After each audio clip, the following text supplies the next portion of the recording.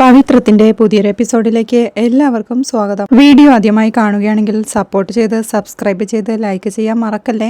വിക്രത്തെ അന്വേഷിച്ച് വേദ പൂജപ്പുര സെൻട്രൽ ജയിലിലേക്ക് എത്തുകയാണ്. അവിടെ എത്തുമ്പോഴാണ് വിക്രം റിലീസായ വിവരം വേദ അറിയുന്നത്.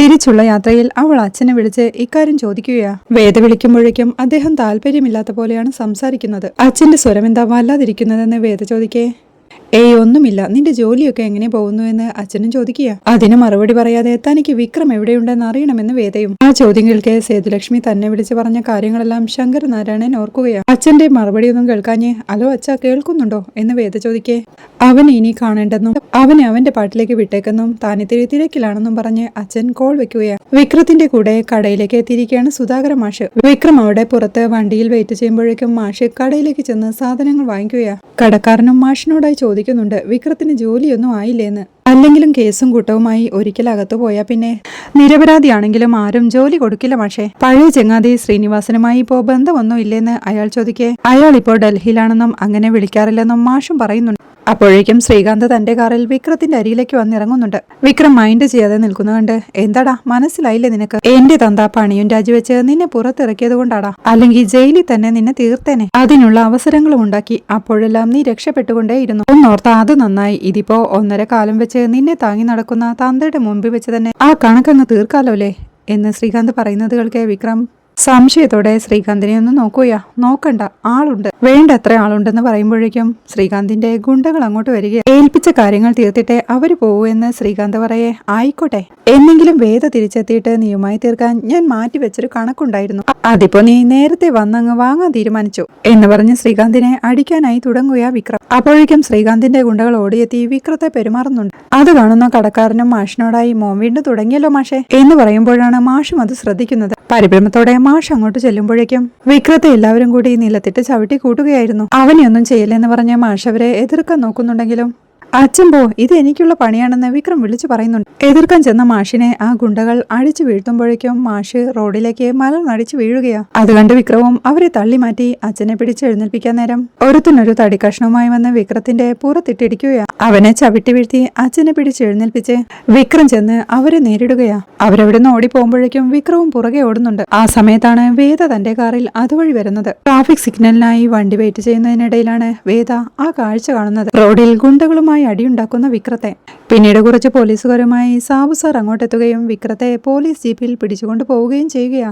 ആ കാഴ്ച കണ്ട് വേദയ്ക്കും ആകെ ടെൻഷൻ ആവുകയാ. പിന്നീട് സന്ധ്യയാവുമ്പോ വിക്രത്തെ സ്റ്റേഷനിൽ നിന്ന് ഇറക്കിക്കൊണ്ടുവരികയാണ് വിശ്വം. സീറ്റൗട്ടിലേക്ക് വരികയാണ് ശ്രീജയും മാഷും. മുറിവ് എങ്ങനെയുണ്ട്, ആഴമുണ്ടോന്ന് അച്ഛൻ ചോദിക്കേ, സാരമില്ല, 2 സ്റ്റിച്ച് എന്ന് വിക്രവും. അച്ഛനും വിഷമത്തോടെ എന്തൊരു വിധിയാടാ നിന്റെ എന്നവനെ ചേർത്ത് പിടിച്ചു പറയേ, അച്ഛൻ ഇങ്ങനെ ഇമോഷണൽ ആവല്ലേ, ഇതിലും വലുത് നേരിടേണ്ടി വരുമെന്ന് കരുതിയിട്ടാ ഞാൻ പുറത്തിറങ്ങിയത്. അതുകൊണ്ട് തന്നെ ചില തീരുമാനങ്ങൾ നമുക്ക് എടുത്തേ മതിയാവൂ.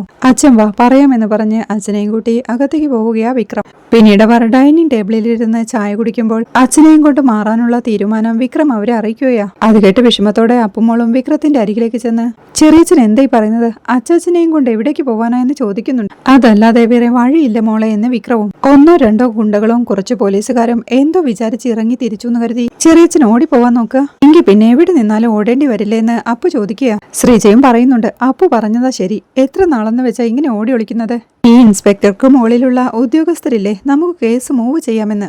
അത് കേട്ട് വിക്രവും എഴുതി പറയുന്നതൊക്കെ ശരിയാ, പക്ഷേ ശല്യമുണ്ടാക്കാൻ തീരുമാനിച്ചവർക്ക് അതെപ്പോഴും ചെയ്യാം. ഇത്രയും കാലം സ്വസ്ഥമായി നിങ്ങൾ ജീവിച്ചിട്ട് ഞാൻ കാരണം നിങ്ങൾക്ക് ആ സ്വസ്ഥത നഷ്ടപ്പെടാൻ പാടില്ല എന്നവൻ പറയുന്നവർക്ക് അപ്പവും വിഷമത്തോടെ, അങ്ങനെയൊന്നും ഉണ്ടാവില്ല അച്ഛാ, ചെറിയച്ഛനോട് എങ്ങോട്ടും പോവണ്ടെന്ന് പറയച്ചാ എന്ന് വിശ്വത്തിന്റെ അരിയിലേക്ക് ചെന്ന് പറയുന്നുണ്ട്. നിന്റെ അച്ഛനെയാ ഞാൻ ആദ്യം പറഞ്ഞു മനസ്സിലാക്കിയത്. വിശ്വേട്ടനെതിരെ പറയില്ലെന്ന് പറഞ്ഞ് വിക്രം ശ്രീജയോടായി ശ്രീജയടത്തി, കാര്യങ്ങൾ നമ്മൾ കുറച്ച് പ്രാക്ടിക്കലായി മനസ്സിലാക്കണം. അപ്പമോള് പഠിക്കുക, അവൾക്ക് എൻട്രൻസ് കിട്ടും, ഇനിയും ഒരുപാട് പഠിക്കാനുണ്ടാവും. സ്വസ്ഥമായി പഠിക്കാനും മറ്റും അവൾക്കും ഒരു സ്ഥലം വേണം. ഇങ്ങനെ ഹാളിൽ ഇരുന്ന് പഠിച്ചും ഇവിടെ തന്നെ കിടന്നുമൊക്കെ ഇവൾ ഇങ്ങനെ കഷ്ടപ്പെടാൻ പാടില്ല എന്ന് വിക്രം പറയുന്നതുകൾക്ക് നല്ല കാര്യമായി. അപ്പൊ എന്നെ ഓർത്തിട്ടാണോന്ന് അപ്പമോളും ചോദിക്കുക. നിനക്ക് നിന്റേതായ പ്രൈവസി വേണമെന്ന കാര്യത്തിൽ നിനക്ക് നിർബന്ധമുണ്ടാവില്ല, പക്ഷെ എനിക്ക് എനിക്കുണ്ട്. ശ്രീകാന്ത് ഇനിയും വെറുതെ ഇരിക്കുമെന്ന് എനിക്ക് തോന്നുന്നില്ല. അയാൾ ഇനിയും എന്തെങ്കിലുമൊക്കെ ചെയ്യും. ഈ ചെറിയ ബിസിനസ് കൊണ്ട് നിങ്ങൾ തന്നെ രണ്ടറ്റം മുട്ടിക്കാൻ കഷ്ടപ്പെടുക.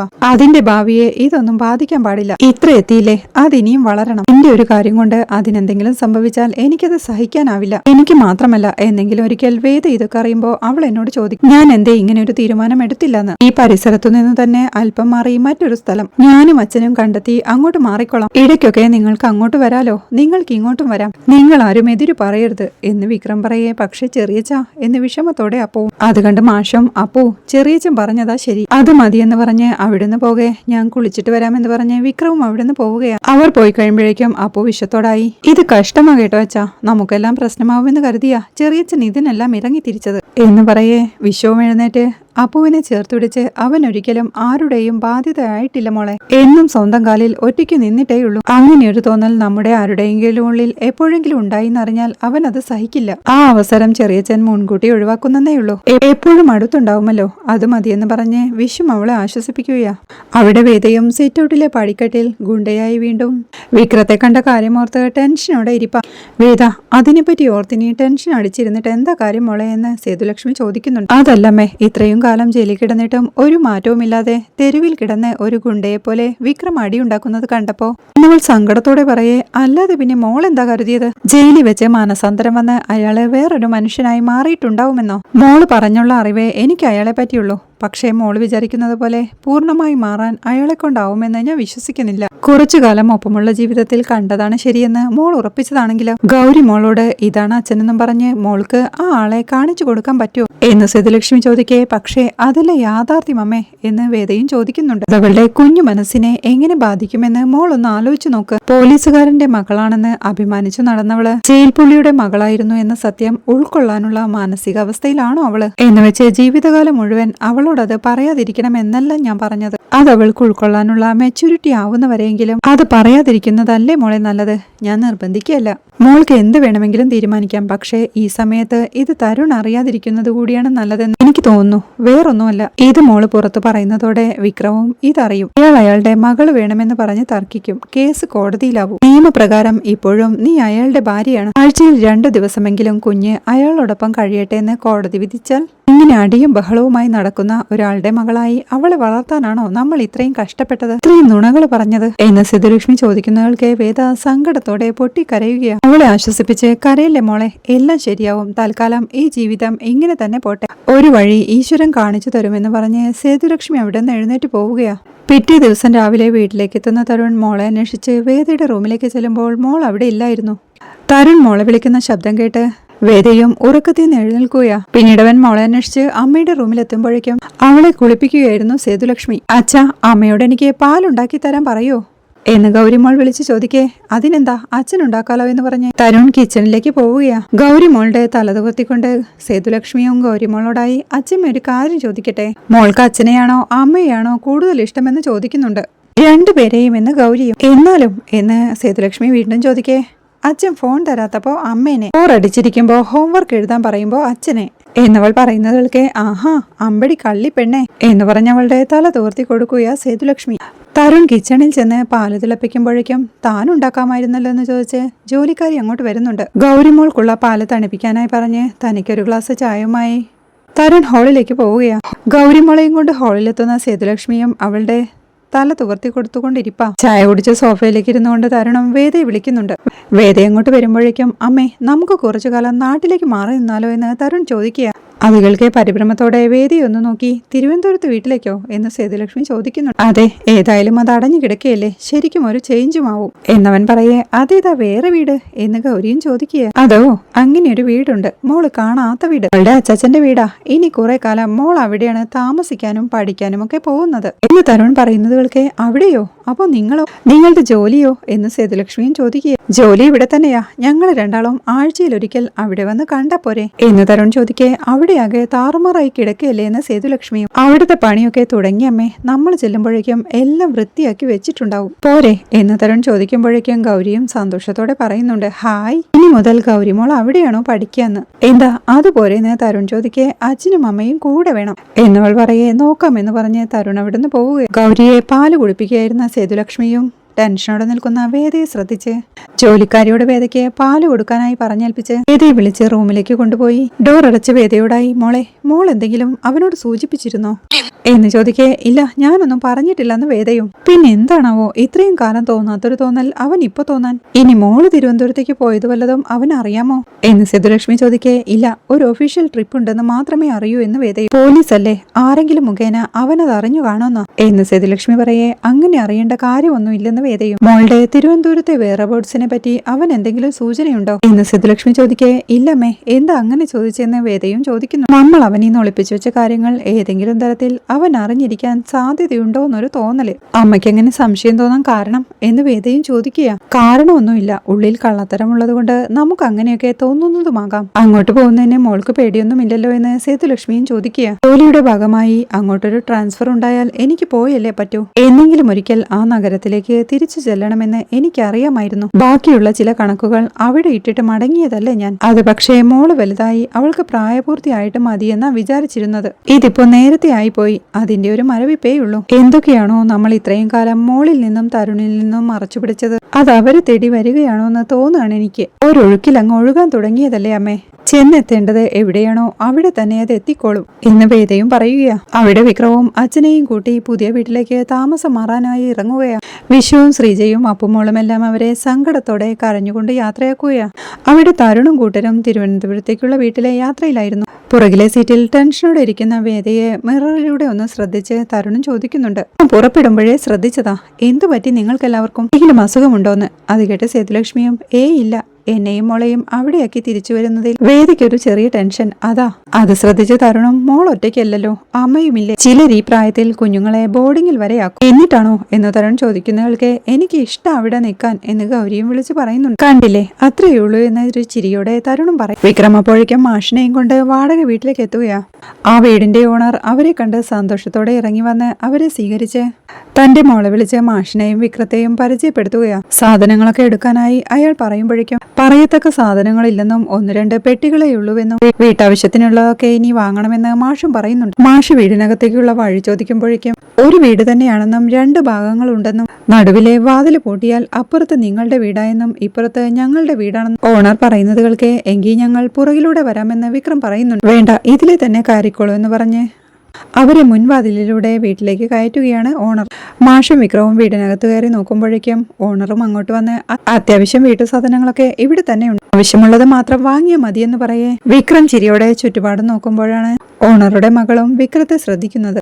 തരുണും അപ്പോഴേക്കും അവിടെ തന്റെ തറവാട്ടിലെത്തിയിരുന്നു. കാറിൽ നിന്നിറങ്ങിയ ഗൗരിയും ചുറ്റുപാടും നോക്കി അച്ഛാ, എന്ത് രസമുള്ള വീടാ ഇത് എന്ന് ചോദിക്കേ മോൾക്ക് ഇഷ്ടായോ എന്ന് തരുണും ചോദിക്കുന്നുണ്ട്. നല്ല ഇഷ്ടായി എന്ന് ഗൗരി പറയുന്നത് കേൾക്കെ അങ്ങനെയാണെങ്കിലേ നമുക്കെല്ലാവർക്കും ഇവിടെ തന്നെ അങ്ങ് കൂടിയാലോ എന്ന് തരുൺ ചോദിക്കേ അതെ, നമുക്ക് എല്ലാവർക്കും കൂടി ഇവിടെ താമസിക്കാമെന്ന് ഗൗരിയും പറയുന്നു. ഗൗരി മുറ്റത്തുകൂടി ഓടിക്കളിക്കാൻ തുടങ്ങുമ്പോഴേക്കും മോളെ നിൽക്ക് എന്ന് പറഞ്ഞ് വേദ തടയുന്നുണ്ടെങ്കിലും അവളെ സ്വസ്ഥായിട്ട് വിട്, അവളൊന്ന് ഓടിക്കളിക്കട്ടെ എന്ന് തരുണും പറയുക. അവൾ വീഴുമെന്ന് വേദ ടെൻഷനോടെ പറയേ വീണിട്ടും പൊട്ടിയിട്ടും തന്നെയാ എല്ലാ പിള്ളേരും വളരുന്നത് എന്ന് തരുണും നിസ്സാരമായി പറയുന്നുണ്ട്. മറ്റുള്ള കുട്ടികളുടെ കാര്യമൊന്നും എനിക്കറിയില്ല, പക്ഷേ ഇവൾ അങ്ങനെ വീഴണ്ടെന്ന് പറഞ്ഞ് വേദ മോളെ പിടിക്കാൻ പോവാൻ തുടങ്ങുമ്പോഴേക്കും അവളെ പിടിക്കേണ്ടെന്നല്ലേ പറഞ്ഞത്, അവള് കളിക്കട്ടെ എന്ന് പറഞ്ഞ് അമ്മയോടായി അമ്മേ ഗൗരിയുടെ കാര്യത്തിൽ ഞാൻ ചില തീരുമാനങ്ങൾ എടുക്കാൻ പോവാന്ന് പറയുന്നുണ്ട്. എന്ത് തീരുമാനങ്ങളെന്ന് വേദ ചോദിക്കേ അത് ഞാൻ തീരുമാനിച്ചിട്ട് അറിഞ്ഞാ പോരെ എന്ന് ചോദിച്ച് തരുൺ മോളുടെ അടുത്തേക്ക് പോവുകയെ. വേദ ടെൻഷനോടെ സേതുലക്ഷ്മിയെ നോക്കുമ്പോഴേക്കും അവരൊന്നും മിണ്ടാതെ അകത്തേക്ക് കയറി പോവുകയാ.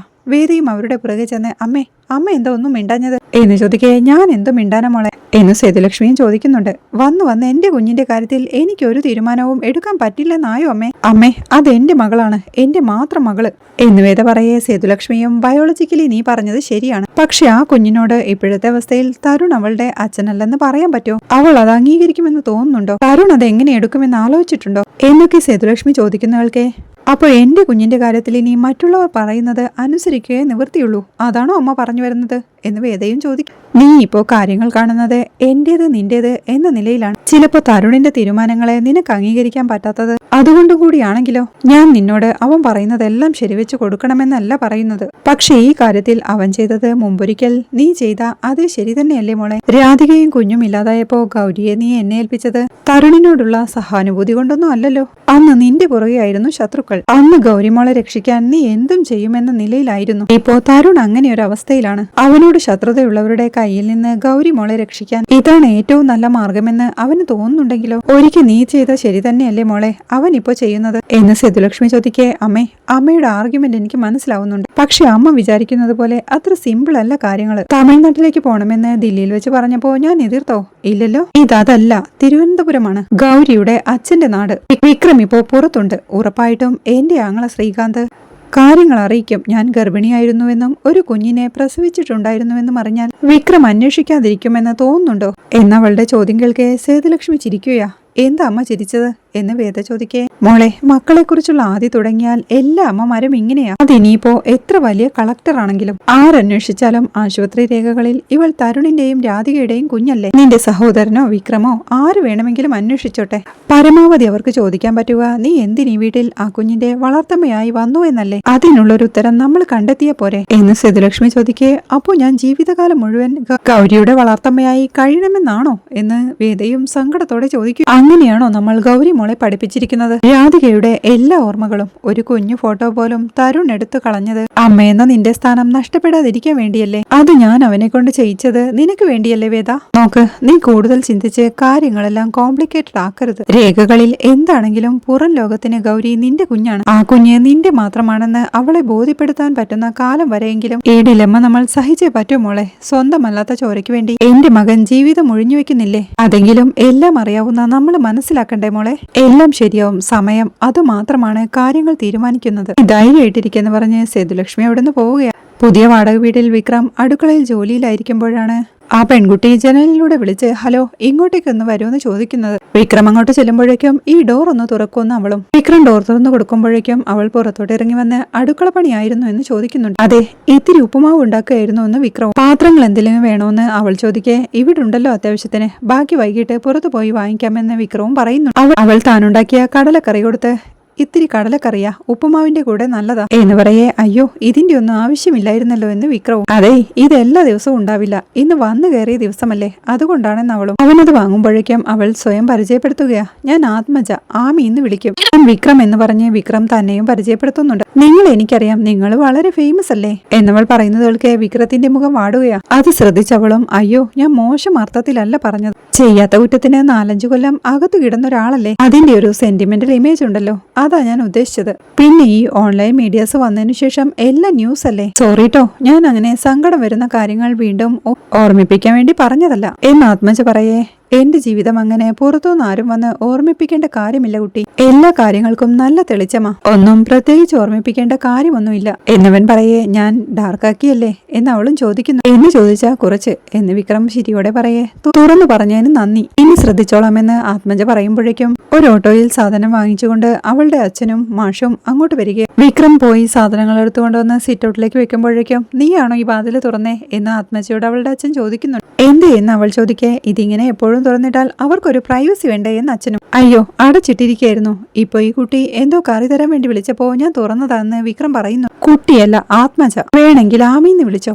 പിന്നെ എന്തോ കറിയല്ല കടലക്കറിയാ, പിന്നെ പ്രൈവസി. അച്ഛൻ ഈ മാഷിനെയും കൊണ്ട് ഇങ്ങോട്ടല്ലേ കയറി വന്നത്, അപ്പൊ നമ്മുടെ പ്രൈവസിയും പോയില്ലേന്ന് ആത്മജ ചോദിക്കുന്നു. അത് ശരിയാ, ഇനി അപ്പുറത്തൂടെ ആവാം വരവും പോക്കുമെന്ന് മാഷും പറയുക. അങ്ങനെ സീരിയസ് ആക്കണ്ട മാഷേ, അവൾ ഇങ്ങനെ ഓരോന്നും പറഞ്ഞുകൊണ്ടേയിരിക്കുമെന്ന് ആത്മജയുടെ അച്ഛനും പറയുകയാണ്. അത് കേൾക്കെ ആത്മജയും അതെ, വർഷത്തിൽ ഇങ്ങനെ 4-5 മാസം അല്ലേ അച്ഛാ. നിങ്ങൾ ഈ കൃഷ്ണകിരീടം എന്ന് പറയുന്ന ചെടി കണ്ടിട്ടുണ്ടോ? ചില സ്ഥലത്ത് 6 ചെടി ഗോപുരപ്പൂവ് എന്നൊക്കെ പറയും. ഈ ഓണക്കാലത്തൊക്കെ നമ്മുടെ തൃക്കാക്കരപ്പിന്റെ മുകളിൽ വെക്കുന്നത്. അതിന്റെ പ്രത്യേകത എന്താണെന്നറിയോ? അത് ഈ ഓണത്തിന് തൊട്ടു മുമ്പ് പൂത്തു തുടങ്ങിയ ഏതാണ്ട് ഒരു ഡിസംബർ വരെ അതിങ്ങനെ വിടർന്നു നിൽക്കും. പിന്നൊരൊറ്റ കൊഴിച്ചില 6 മാസത്തേക്ക് ഒരനക്കവും കാണില്ല. സെയിം സൈക്കിളാ എനിക്കും. തിരിച്ചായിരുന്നെങ്കിൽ നമ്മുടെ ഓണം എന്നും കട്ടപ്പുകയായിരുന്നേനെ അല്ലേ അച്ഛാ എന്നച്ഛനോടായി ചോദിച്ചേ. കടലക്കറി വീണ്ടും വിക്രമിന്റെ കയ്യിൽ കൊടുത്ത് അപ്പോ കടലക്കറി കൂട്ടി നിങ്ങൾ ഉപ്പുമാവ് കഴിക്കേ, എനിക്ക് കുറച്ച് പണിയുണ്ടെന്ന് പറഞ്ഞ് ആത്മജ അകത്തേക്ക് കയറി പോവുകയും. അവൾ പോകുന്നത് നോക്കി സത്യം പറഞ്ഞ ഞങ്ങൾക്കൊന്നും മനസ്സിലാവില്ല, മോൾ എന്താ പറഞ്ഞിട്ട് പോയതെന്ന് മാഷ് അവളുടെ അച്ഛനോട് ചോദിക്കുന്നു. ഏയ് ഒന്നുമില്ല മാഷേ, അവളൊരു പൊട്ടിപ്പെണ്ണ, അങ്ങനെ കണ്ടാ മതി എന്ന് പറഞ്ഞ അയാൾ അകത്തേക്ക് കയറി പോകുമ്പോഴേക്കും നിനക്ക് ആ കുട്ടി പറഞ്ഞത് എന്താണെന്ന് മനസ്സിലായോ എന്ന് മാഷും വിക്രത്തോടായി ചോദിക്കുക. ഞാനും ആ കുട്ടിയെ ഇപ്പോഴല്ലേ കാണുന്നതെന്ന് വിക്രവും. എനിക്കെന്തോ സാധാരണ ഒരു കുട്ടിയെ പോലെയല്ല തോന്നുന്നത് എന്ന് മാഷ് പറയേ. അതെന്തെങ്കിലും ആവട്ടെ, അച്ഛനോട് ഞാനൊരു കാര്യം പറഞ്ഞേക്കാം. ഇനി മേലാൽ ഈ വാക്കറും കൂട്ടിപ്പിടിച്ച് പുറത്തുപോയി സാധനങ്ങൾ വാങ്ങാൻ നിൽക്കണ്ട കേട്ടല്ലോ, ഞാൻ നോക്കിക്കോളാം എന്നവൻ വഴക്കു പറയേ. ഇതിപ്പോ എന്റെ ശരീരം പോലെ അങ്ങ് ആയിപ്പോയി. ഇത് വെച്ച് നടക്കുമ്പോ പണ്ടത്തേക്കാൾ ആരോഗ്യമുള്ളത് പോലെയാ തോന്നണത് എന്ന് മാഷു പറയേ. മതി മതി വായെന്ന് വിളിച്ച വിക്രം അച്ഛനെയും കൂട്ടി അകത്തേക്ക് പോവുകയാ. പിറ്റേ ദിവസം ബെഡ്റൂമിലിരിക്കായിരുന്ന വേദ എന്തോ മനസ്സിൽ ഉറപ്പിച്ച് അടുക്കളയിലേക്ക് ചെന്ന് അവിടെ ഉണ്ടായിരുന്ന ജോലിക്കാരിയെ പറഞ്ഞുവിട്ട് ലക്ഷ്മിയോടായി, നാളെ ഞാൻ മോളെയും കൊണ്ട് ഒരു സ്ഥലം വരെ പോവാണ് എന്ന് പറയേ. എങ്ങോട്ടെന്ന് അവരും ചോദിക്കുക. ഇപ്പൊ പറയാൻ പറ്റില്ല എന്ന് വേദ പറയുന്നത് കേൾക്കെ. എന്ന് വെച്ചാ എന്ന് സേതുലക്ഷ്മിയും ചോദിക്കുന്നുണ്ട്. പേടിക്കണ്ട, നിന്നെയും കൊണ്ട് ഞാൻ ഓടിപ്പോവൊന്നുമില്ലെന്ന് വേദയും. നീ എന്തൊക്കെയാ മോളെ ഈ സംസാരിക്കുന്നത് എന്ന് സേതുലക്ഷ്മി ചോദിക്കേ. ഇന്നലെ അമ്മയുടെ സംസാരവും അങ്ങനെ ആയിരുന്നല്ലോ എന്ന് വേദയും. ഞാൻ എന്തു പറഞ്ഞെന്നാ എന്നവർ ചോദിക്കേ. അമ്മയൊന്നും പറഞ്ഞില്ല, പക്ഷെ പറയേണ്ടത് എന്താണെന്ന് വെച്ചാ വ്യക്തമായി എന്നെ അറിയിച്ചു എന്ന് വേദയും പറയുന്നുണ്ട്. നീ എന്തൊക്കെയോ ആലോചിച്ച് മനസ്സ് വെറുതെ പുണ്ണാക്കുകയാ എന്നമ്മ പറയേ. അല്ലമ്മേ, ഞാൻ വ്യക്തമായിട്ട് ആലോചിച്ചിട്ട് തന്നെയാ പറയുന്നത്. അമ്മ ഇന്നലെ പറഞ്ഞത് രാത്രി മുഴുവൻ കിടന്ന് ഞാൻ ആലോചിച്ചു. ശരിയാ, രേഖകൾ പ്രകാരം എനിക്ക് എന്റെ മോളുടെ പേരിൽ ഒരു അവകാശവുമില്ല. സ്വന്തം കുട്ടിയുടെ വളർത്തമ്മയായി ജീവിക്കേണ്ടി വന്നവളാണ് ഞാൻ എന്ന് വേദ പറയേ. അത് നിന്റെ ഉള്ളിലെ കോംപ്ലക്സാ. ഗൗരിയുടെ മനസ്സിൽ അത് അങ്ങനെയല്ലെന്ന് സേതുലക്ഷ്മിയും പറയുക. അത് കേൾക്കൊരു ചിരിയോടെ വേദയും പറയുന്നുണ്ട്. അവൾ ഇപ്പോഴാണ് ചെറിയ കുട്ടി. ഒരു 4-5 മാസം കഴിഞ്ഞാൽ ഔദ്യോഗിക രേഖകളെന്ന് വെച്ചാൽ എന്താണെന്നും അച്ഛന്റെയും അമ്മയുടെയും കോളത്തിൽ താൻ പൂരിപ്പിക്കുന്നത് ആരുടെയൊക്കെ പേരുകളാണെന്നും അവൾക്ക് മനസ്സിലാവൂ എന്ന് വേദ ഓർമ്മിപ്പിക്കെ. ആ സമയത്ത് അവളോടത് വ്യക്തമായി സംസാരിക്കാമെന്നു തന്നെയല്ലേ ഞാനും പറഞ്ഞത് എന്ന് സേതുലക്ഷ്മിയും. ആ സമയത്ത് അമ്മയ്ക്ക് തരുൺ എങ്ങനെ പ്രതികരിക്കും എന്നതിനെ പറ്റി വേവലാതി ഉണ്ടാവില്ലെന്നാണോ? ഈ പറഞ്ഞ കാര്യങ്ങളെല്ലാം തരുൺ ഉൾക്കൊള്ളുമെന്ന് അമ്മയ്ക്ക് ഉറപ്പുണ്ടോ എന്ന് വേദ ചോദിക്കേ. നീ ഇപ്പോ അങ്ങനെയൊക്കെ ചോദിച്ചാൽ തൽക്കാലം ഒരു ഇഷ്യൂ ഇല്ലാതെ പോകുന്നതല്ലേ നല്ലത് എന്നേ ഞാൻ ഉദ്ദേശിച്ചുള്ളൂ. പ്രത്യേകിച്ചും അവള് കുഞ്ഞല്ലേ മോളെ എന്ന് സേതുലക്ഷ്മി പറയേ. അതെ, ആ കുഞ്ഞിന്റെ കാര്യത്തിൽ അമ്മ എന്ന നിലയിൽ എനിക്കും ചില അവകാശങ്ങളൊക്കെ ഉണ്ടല്ലോ. അതുകൊണ്ടാണ് ഞാൻ അവളെയും കൊണ്ട് പുറത്തു പോകുന്നു എന്ന് പറഞ്ഞത് എന്ന് വേദയും തീർത്തു പറയുക. അതിനൊന്നും ഞാനായിട്ട് ഒരു എതിരും പറഞ്ഞിട്ടില്ലല്ലോ കുട്ടി. സാധാരണ നീയും മോളുമായി പോവാറുള്ളതല്ലേ. പക്ഷെ ഇന്നത് എടുത്തു പറഞ്ഞപ്പോ എങ്ങോട്ടാണെന്ന് ചോദിച്ചുവെന്ന് മാത്രം. ചോദിക്കുമ്പോ ഞാൻ എന്താ പറയാ എന്ന് സേതുലക്ഷ്മി ചോദിക്കേ. അറിയില്ലെന്നങ്ങ് പറഞ്ഞാൽ മതി എന്ന് പറഞ്ഞ് വേദ അവിടെ നിന്ന് പോകുന്നിടത്താണ് ഈ എപ്പിസോഡ് അവസാനിക്കുന്നത്. വീഡിയോ ഇഷ്ടമായാൽ സപ്പോർട്ട് ചെയ്ത് സബ്സ്ക്രൈബ് ചെയ്ത് ലൈക്ക് ചെയ്യാൻ മറക്കല്ലേ.